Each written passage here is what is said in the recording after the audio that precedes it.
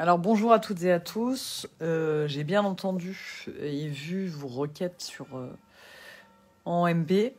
Donc comme je vous l'avais dit à l'époque, le petit Émile est bien décédé au moment où je vous l'avais dit. Parce que moi j'ai parlé, je crois, le 10, le 11, le 12 juillet. Il avait disparu le 8 juillet. Moi je revenais sur le continent à ce moment-là.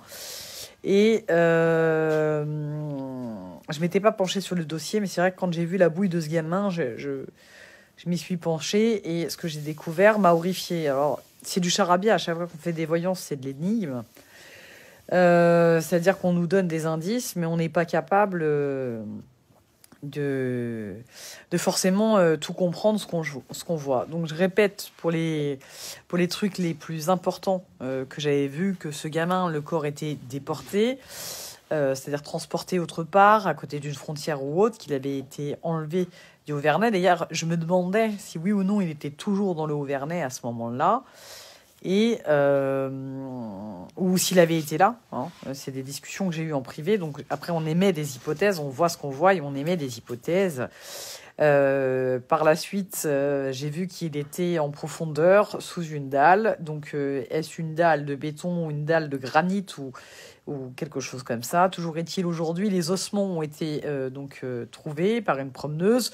Je mets un point d'interrogation, je ne sais pas qui est la promeneuse, mais ça peut être aussi quelqu'un qui a donné l'alerte et être mêlé au dossier. C'est pas ce que je dis juste que j'avais vu une femme et un homme dessus. Il y a beaucoup pour parler par rapport au grand-père en ce moment. J'avais mis un point d'interrogation par rapport à ça. Et surtout, j'avais fait un rapprochement par rapport au dossier d'Yanis Moret, dont les vêtements ont été retrouvés 1 an et demi après, intacts, lavés, etc. Je rappelle que le village du Haut-Vernay et Ganagobi, ils sont à 90 km, je crois, en voiture, soit 1h30, et à 45 km à vol d'oiseau de la même église où les proches d'Émile allaient prier, et que effectivement, j'attache une importance capitale à ces deux dossiers en disant que soit la personne a étudié le dossier de Yanis Moret et a donc reproduit le cold case, soit il est l'auteur de ces deux meurtres et ces deux disparitions impensables et improbables. C'est quelque chose qui m'a complètement bouleversée. Je l'ai appris à midi. Je ne savais pas parce que je ne regarde pas les infos, comme vous le savez. Elle tombe beaucoup de gouttes où généralement on m'informe parce que je suis dans mon monde. Je suis très triste aujourd'hui. Je suis contente parce que la famille va pouvoir faire son deuil. En tous les cas, les membres qui ne sont pas du tout impliqués volontairement dedans.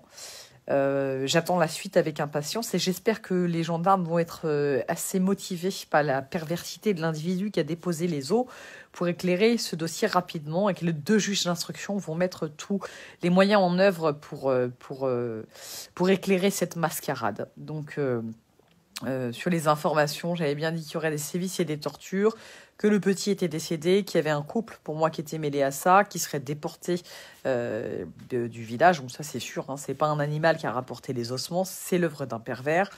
J'avais annoncé que cette personne, et je vous le redis, elle a les yeux foncés et elle est châtain, et que ce gamin était décédé. Donc j'espère ne pas me tromper par rapport à Yanis Moret, parce que ça éclairerait ces deux dossiers, voire ces trois dossiers, parce qu'il y a il y a eu une autre disparition à côté du Haut-Vernay et de Ganagobi, 30 ans auparavant. Je reviendrai quand j'ai plus d'éléments. Et bon courage à tout le monde, parce que ce dossier a bouleversé tout le monde. Et sachez que ce groupe de pervers agit avec nos émotions, parce qu'il faut le faire. Ramener des ossements d'un enfant à 2 km où ça a été ratissé, franchement, cette personne, elle mérite torture et barbarie. Voilà. C'est pas une incitation à la haine. Et s'il vous plaît, gendarmes, policiers, militaires, ne me blâmez pas, justice non plus. On a quand même le droit d'être très fâché après ce qu'on arrive à ressentir et à voir, et surtout les informations qui sont sorties dans la presse là. Donc attendons, voyons, patientons. Merci pour vos interventions. Merci de votre patience à mon égard, et j'aurais préféré me tromper, que cet enfant soit en vie et retrouvé vivant. Voilà. Merci à tout le monde et bonne soirée.